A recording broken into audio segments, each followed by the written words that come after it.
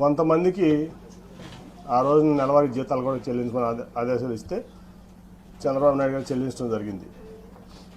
నా సొంత వ్యాపార సంస్థ కంటే కూడా తెలుగుదేశం పార్టీ ముఖ్యమని చెప్పి నేను ఈ పార్టీ గెలుపు అవసరం అని చెప్పి భావించి నేను ఆ పనులన్నీ చేశాను. అంతకుముందు మీ అందరూ తెలుసు, అంతకుముందు జరిగిన బై ఎలక్షన్లో దాదాపు నాకు తెలిసి 17 మందో 18 మందో కాంగ్రెస్ నుంచి రాజీనామా చేసి వైకాపా తరఫున పోటీ చేసిన అభ్యర్థులు భారీ మెజార్టీలతో గెలిచారు. అది 2012లోనో 14లోనో నాకు గుర్తులేదు, సరిగ్గా 12లో నాకు గుర్తులేదు. అప్పుడు అందరూ అన్నారు నన్ను, ఎందుకు నువ్వు ఈ డబ్బులు వేస్ట్ చేసుకుంటున్నావు, ఈ టైం వేస్ట్ చేసుకుంటున్నావు, ఈ పార్టీ గెలిచేది లేదు, ఏమీ లేదు, ఈ చంద్రబాబును కూడా ఎందుకు నమ్ముతామని చెప్పి మా సొంత సామాజిక వర్గం వాళ్ళే ఆ రోజు నన్ను మందలించారు. సరే, మరి ఒక లక్ష్యంతో నేను దిగాను, ఆయన గెలిపించుకోవడమే నా లక్ష్యం. కాబట్టి ఏమైనా పర్లేదు, నేను ఇట్లాగే ముందుకు సాగుతానని చెప్పి ముందుకు సాగితే కార్పొరేషన్ గెలిచాం, జెడ్పీటీసీలు గెలిచాం, ఎంపీపీలు గెలిచాం, పంచాయతీలు గెలిచాం, తర్వాత జనరల్ ఎలక్షన్లో కూడా గెలిచాం. అప్పుడు శ్రీనివాస్ గారు బీజేపీ అభ్యర్థిగా మా అలయన్స్లో ఉన్నారు. అన్నీ గెలిచాం, జిల్లాలో అంతా నాదే భావిస్తా. అప్పుడు ఖర్చు పెట్టిన ప్రతి రూపాయి నేను ఖర్చు పెట్టింది. తదనంతర పరిణామాలు కూడా తెలుసు. అన్నీ అయిపోయిన తర్వాత నాకు టికెట్ ఇవ్వనని చెప్పి ఆ రోజు ఇంకా ఆన్లైన్లో 5 పెట్టారు ఆ రోజున రేస్లో. సరే, ఏదైతే అదైందని చెప్పి నేను కూడా ముందుకెళ్తే ప్రజా ఆగ్రహం ముందు అక్క మళ్ళీ నాకు సీట్ ఇచ్చారు ఆ రోజు, అంత లొల్లి చేసిన తర్వాత కూడా.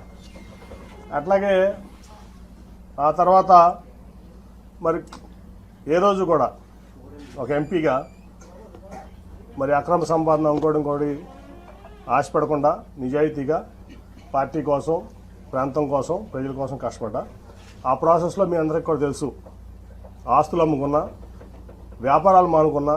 ఇవాళ నేను అమ్ముకున్న ఆస్తుల విలువ హైదరాబాద్లో 2,000 కోట్లు, అక్షరాలు 2,000 కోట్లు. నేను అమ్ముకున్న ఆస్తులు మీకు కావాలంటే నా 14 యాక్షన్ అఫిడవిట్ తీసి వాళ్ళకి చూస్తే నా ఆస్తులు ఇవాళ వాల్యూ 2,000 కోట్లు ఉంటుంది. అట్లాగే వ్యాపారం కాకుండా కొన్ని విషయాల్లో ఆయన నా పట్ల ప్రదర్శించినటువంటి తీరులో వ్యాపారం కూడా ఆపుకోవాల్సి వచ్చింది. ఆ రోజు కూడా నేనేం బాధపడలా, వాట్ నెక్స్ట్ అనుకుని ముందుకెళ్ళాను. సరే, 19 లక్షలు మళ్ళీ గెలిచాను. ఇక్కడ లోకేష్ గారు మంగళగిరిలో ఓడిపోతే నేను విజయవాడలో ఎంపీగా నేను గెలిచాను. మరి ఆయన పార్టీ ఇన్ఫ్రాస్ట్రక్చర్ అంతా ఇచ్చారు, రిసోర్సెస్ అన్నీ ఇచ్చారు. అట్లాగే పార్టీ యంత్రాంగం మొత్తం ఆయన కోసం కృషి చేసిన ఆయన ఓడిపోయారు. అట్ ది సేమ్ టైం నేను ఎప్పుడు కూడా చంద్రబాబు నాయుడు గారి రూపాయి తీసుకోలేదు, నేను గెలిచాను ఎంపీగా. ఆ తర్వాత చాలా పరిణామాలు మీరు చూశారు. అనేక రకాలైన ఆయన మనుషులను పెట్టి నన్ను అవమానపరచడం జరిగింది. అట్లాగే ఫైనల్గా వచ్చేబడి కార్పొరేషన్ ఎలక్షన్లో మేయర్ సీటు లేడీ అయినప్పుడు నేను జనరల్గా ఢిల్లీలో ఉన్నాను. ఫోన్ చేసి కార్పొరేషన్ ఎలక్షన్స్ ఏం చేస్తామని అడిగారు నన్ను చంద్రబాబు నాయుడు గారు. ఏం లేదు సార్, నేనేం ఆలోచించలేదు, ఇన్ఛార్జ్లు ఉన్నారు కదా వాళ్ళు చూసుకుంటారంటే, కాదు మేయర్ అభ్యర్థి ఎవరిని పెడుతున్నారు అంటే నాకు తెలియదు సార్ అన్న. ఇదే మాటలు మీకు చెప్తున్నా, నేను ఒక కూడా కోల్పోవట్లేదు. ఆ రోజు అన్నాడు, బోండమ్మ గారి వైఫ్ని పెడుతున్నారని నిజమేనా అని నన్ను అడిగారు ఆయన ఫోన్లో క్వశ్చన్. నేను వాళ్ళ వరకు ఎవరికి చెప్పలా నిజం, నాకు తెలియదండి అన్న. లేదు అది జరిగితే చాలా ప్రమాదకరం, నువ్వు ముందు మీ కుటుంబంలో మీ కూతుర్లో ఉన్న పెట్టు అంటే, లేదండి వాళ్ళు ఈ ఆలోచన లేదు, వాళ్ళకి రాజకీయంలోకి వచ్చేది ఆలోచన లేదంటే, కాదని చెప్పి 3 రోజులు నన్ను ఆయన ఇబ్బంది పెట్టారు, ఆయన బలవంత పెట్టారు, ఇబ్బంది కాదు. సరే, అప్పుడు టాటా ట్రస్ట్లో పనిచేస్తున్న శ్వేత అని మాట్లాడితే నాకు ఇంట్రెస్ట్ లేదు డాడీ, నాకు సోషల్ సెక్టర్లో చాలా ఇంట్రెస్ట్గా ఉన్నాయంటే ఇట్లా చెప్పారమ్మా చంద్రబాబు గారు. సరే, మరి పార్టీ కోసం నేను చేయాల్సి వస్తుందా మనం చేద్దామంటే 3 రోజులు విముఖత తర్వాత అక్కడ రాజీనామా చేసి వచ్చి ఇక్కడ ఆవిడ నుంచోవడం జరిగింది. తర్వాత మళ్ళీ ఏం జరిగిందో మీకు అందరూ తెలుసు. అట్లా మళ్ళీ అదే మనుషులతో ప్రెస్ మీట్ పెట్టించి ఎలక్షన్ 2-3 రోజుల ముందు నన్ను ఒక వ్యక్తితో ప్రెస్ మీట్లో పబ్లిక్గా ఆ ఎంపీ కేసుని నాని చెప్తూ కొట్టిస్తానని చెప్పి మాట్లాడించారు చంద్రబాబు నాయుడు గారు. ఆ ఎంపీ కేసుని నాని చెప్పు తీసి కొడతానని చెప్పి ఒక క్యారెక్టర్లెస్ పర్సన్ పార్టీ ఎంపీని అన్నారు. స్పందన లేదు పార్టీ నుంచి కానీ ఏ వ్యక్తి నుంచి కానీ. అదే ప్రెస్ మీట్లో ఒక పాలిట్ బ్యూరో సభ్యుడు గొట్టంగాడి ఎంపీ అన్నాడు, అయినా స్పందన లేదు. 50 మంది కార్పొరేటర్లు 64 మంది పోటీ చేస్తే 50 మంది ఓడిపోయారు. సరే గెలిచేవాళ్ళు ఓడిపోయేవాళ్ళు అది తర్వాత సంగతి. వీళ్ళ ప్రెస్ మీట్ వల్ల పార్టీ చల్లా చెదురైపోయింది. ఆ నెక్స్ట్ 2 రోజుల తర్వాత వచ్చిన చంద్రబాబు నాయుడు ప్రచారానికి నువ్వు రావద్దు నాతో పాటు ప్రచారానికి, నువ్వు వస్తే వాళ్ళిద్దరూ రానంటున్నారు నాతో పాటు అని. ఓకే సార్ మీరు వెళ్ళండి అని చెప్పి పంపించడం జరిగింది. ఒక సిట్టింగ్ ఎంపీ లేకుండా కార్పొరేషన్ ఎలక్షన్స్లో నా కూతురు నుంచోబెట్టి నా డబ్బులు ఖర్చు పెట్టుకుని నేను లేకుండా ప్రచారానికి వచ్చాడు ఆయన, ఒక పార్టీ అధ్యక్షుడు. అట్లాగే అంతకుముందు మీకు అసలు యాక్చువల్గా చెప్పాల్సింది ఏంటంటే, రాబిన్ శర్మ టీము నేను నెట్టనారాయణ గారు కూర్చుంటే వచ్చి, సార్ మన పార్టీకి 5 సీట్ల కంటే ఎక్కువ రావట్లేదు ఎలక్షన్లో, దీనికి అసలు మరి ఏం చేస్తారో తెలియదంటే నువ్వు ఆ రిపోర్ట్ ఎక్కడ బయటికి పెట్టమాక, మీరు నెట్టనారాయణ గారు సాక్ష్యం దీనికి, నువ్వు ఆ రిపోర్ట్ ఎక్కడ బయట పెట్టమాక, నేను చూసుకుంటాను. ఆల్రెడీ రంగంలో ఉన్నారు 64 మంది, నీరు గారిపోతారు, చాలా ఇబ్బంది పడతారు, సెల్ఫ్ కాన్ఫిడెన్స్ కోల్పోతారు, అసలు ఎక్కడ బయట పెట్టమాక నేను చూసుకుంటానని చెప్పి నేను ఫండ్ చేసి ఏ ₹1 పార్టీ కానీ ఆడ ఇన్ఛార్జ్ కానీ ₹1 ఇవ్వాలి ఒక క్యాండిడేట్కి, మొత్తం నేను ఫండ్ చేసి నేను నుంచోబెట్టి నేను గెలిపిస్తే వీళ్ళు మొత్తం చెడగొట్టారు. 14 గెలిచాం ఫైనల్గా. ఓకే అదంతా అయిపోయింది. కానీ ఇక్కడ ఏంటంటే ఒక పార్టీ అధ్యక్షుడు ఒక పార్టీ ఎంపీని ప్రోటోకాల్కి విరుద్ధంగా నువ్వు రావద్దని ఏమంటున్నాడు, మరిచ్చా పార్టీ కోసం ఆయన కోసం. ఒక పార్టీలో ఉన్నటువంటి పాలిట్ బ్యూరో మెంబరు ఒక 5 పదవులు ఉన్నటువంటి వ్యక్తితో చెప్పు తీసుకొడిస్తానన్నాడు, భరించా. అట్లాగే గొట్టంగా అనిపించారు, భరించా. ఏం చేయాలి నేను, ఎన్ని అవమానాలు పడాలి, అయిపోయింది రోజువారీ అవమానాలు. తర్వాత నేను ఒక రోజు వెళ్ళి ఆయనతో చెప్పాను, సార్ మీకు ఇష్టం లేకపోతే చెప్పండి నేను తప్పుకుంటాను ఎంపీగా అంటే, లేదు నువ్వే ఉండాలి. 10 మంది ముందు చెప్పాను, నేను ఒకళ్ళు కాదు. ఆ రోజు వలరామయ్య గారు ఉన్నాడు, నెట్ట రఘురామ్ గారు ఉన్నాడు, పార్టీ ఇన్ఛార్జ్లు అందరూ ఉన్నారు, 7 ఇన్ఛార్జ్లు. ఆ రోజే నేను ఆయన చెప్పా, సార్ ఎవరన్నా పెట్టుకోండి నేను తప్పుకుంటున్నాను అంటే, ఆయన చెప్పిన మాట ఏంటంటే అందరి ముందు, నేను ఇది కాదు నువ్వే ఉండాలి, ఈ మాట బయటికి ఎక్కడ అనొద్దు, నువ్వు మీరు కూడా ఎక్కడ అనొద్దు ఎవరో అన్నారు. వాళ్ళందరినీ బయటికి పంపించి నన్ను ఆ నెక్స్ట్ డే నందిగామ జగపేట సభలు జరుగుతున్నాయి. లేదు నువ్వు ఆ మాట అనమాక, నువ్వే నుంచోవాలి ఎంపీగా, మళ్ళీ నువ్వు లేకపోతే పార్టీ ఇబ్బంది పడుతుంది, రేపు జగపేటకు నందిగామ సభకు కూడా నువ్వు రావాలి, లేకపోతే సభలో సక్సెస్ అవ్వని చెప్తే, ఓకే సార్ మీరు ఏది చెప్తే అది చేస్తారు, కానీ అవమానాలు నేను భరించలేకుండా ఉన్నాను, వీళ్ళతో కలిసి పనిచేసే పరిస్థితి నాకు లేదు, కాబట్టి నా రిలీఫ్ ఇప్పిస్తున్నా అంటే ఒప్పుకోలేదు ఆయన. లేదా ఆ రోజు రాజీనామా చేసేవాడిని, ఇవాళ దాకా ఆగేవాడిని కాదు.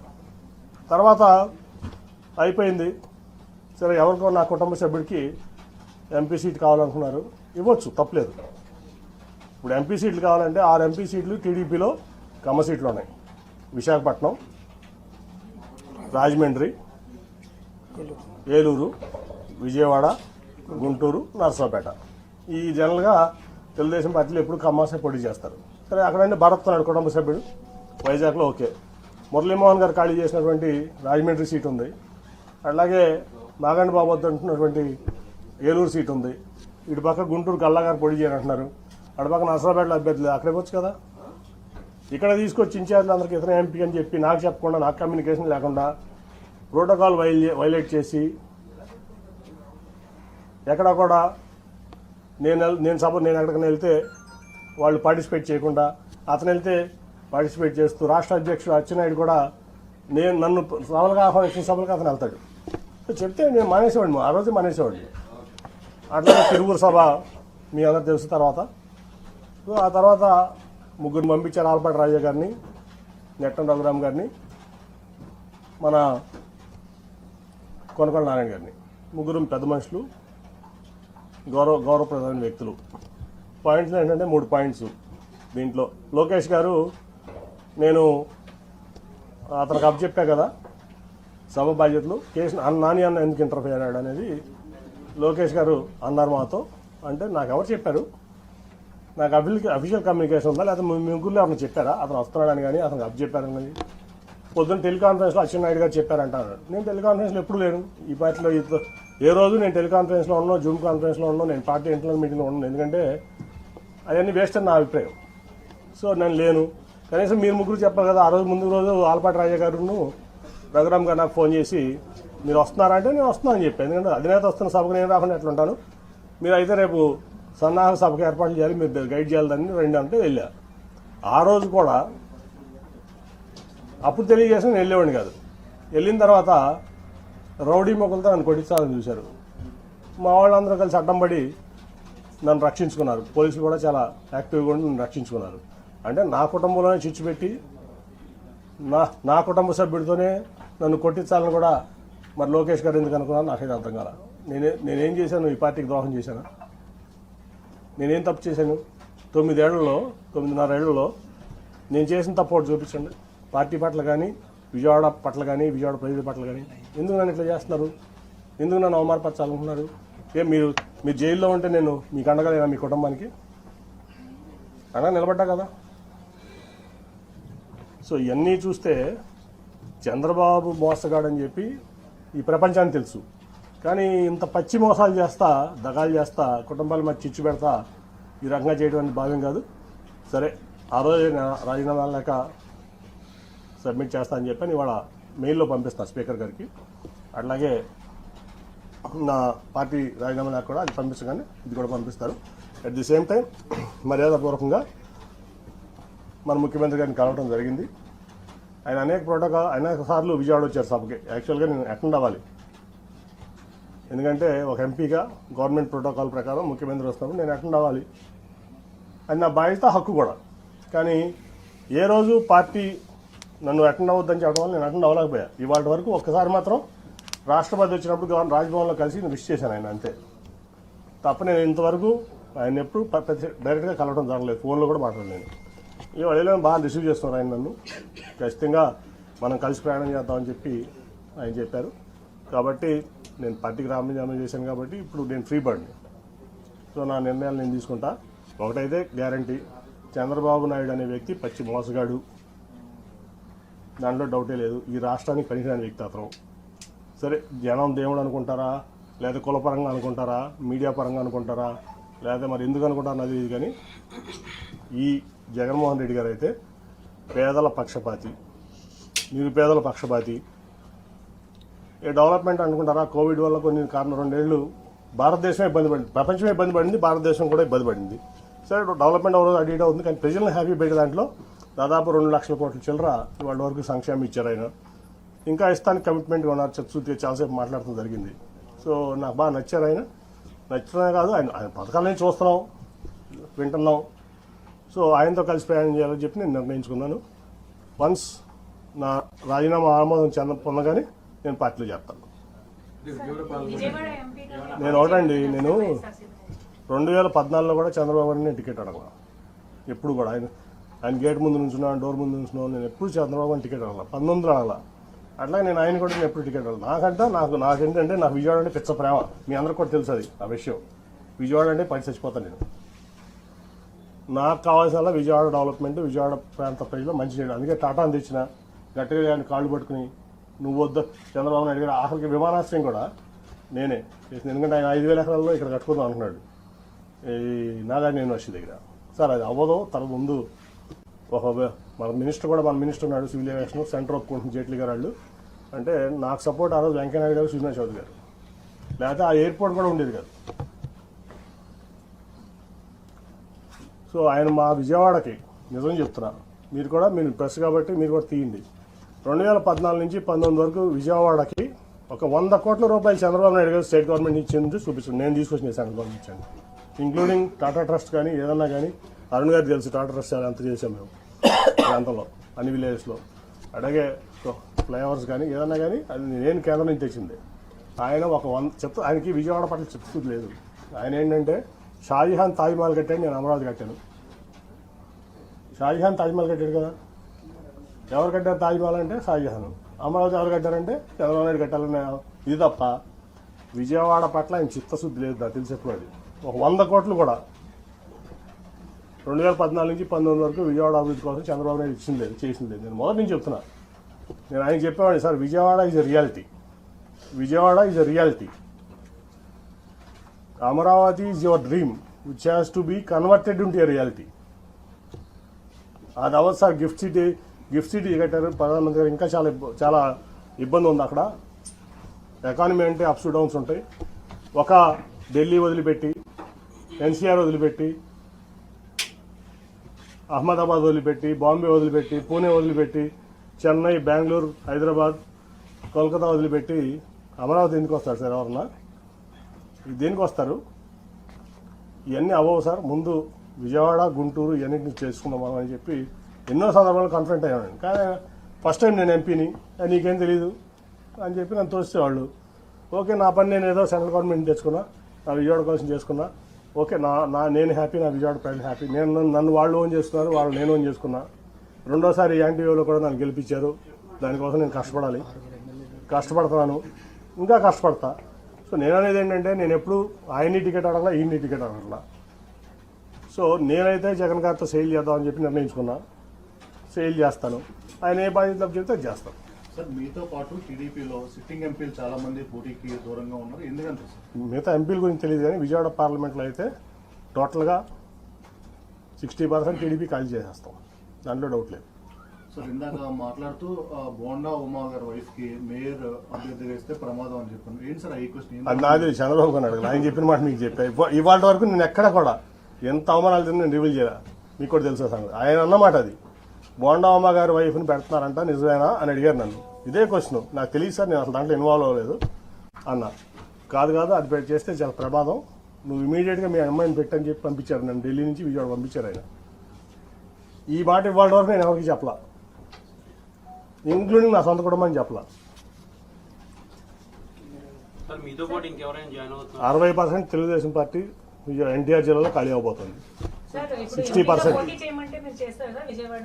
ఏదైనా నేను జగన్ గారితో కలిసి ప్రయాణం చేయడానికి నిర్ణయించుకున్నా. ఆఫ్టర్ మై రిజిగ్నేషన్ నేను మానసిక వ్యభిచారం చేయను కొంతమంది లేక, మీకు అర్థమవుతుంది ఎవరు.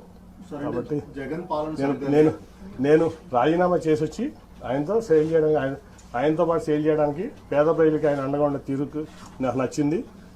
కాబట్టి ఆయనతో పాటు నేను నడుస్తానికి నేను సిద్ధపడ్డాను. ఆయన ఏదో ఆలోచిస్తే ఎంపీగా పోటీ చేయమంటాడా, ఖాళీగా ఉండమంటాడా, పార్టీ చూసుకోమంటాడా, విజయవాడ ఎన్టీఆర్ జిల్లాలో ఆయన ఇష్టం, ఆయనకు వదిలేసాం.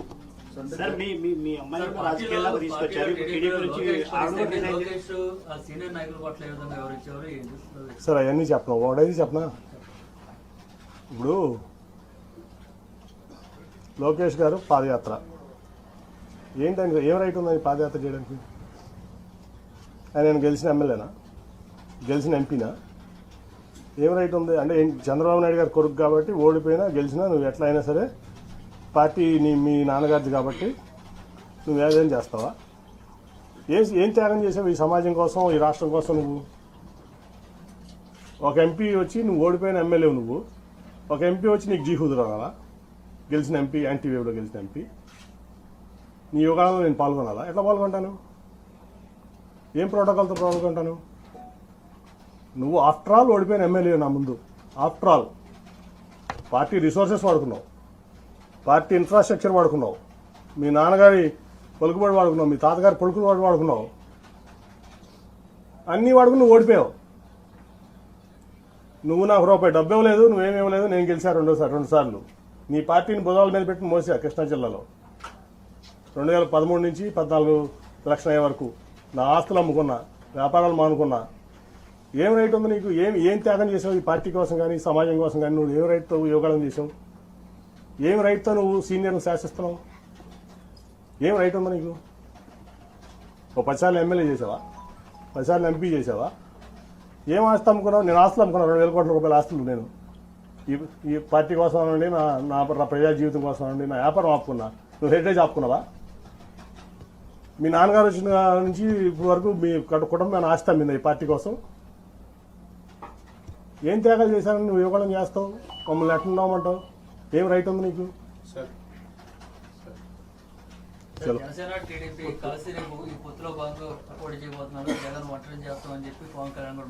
సార్ నేను ఒకటి చెప్పనా, ఆల్రెడీ మీ ఢిల్లీ ప్రెస్ ఎప్పుడో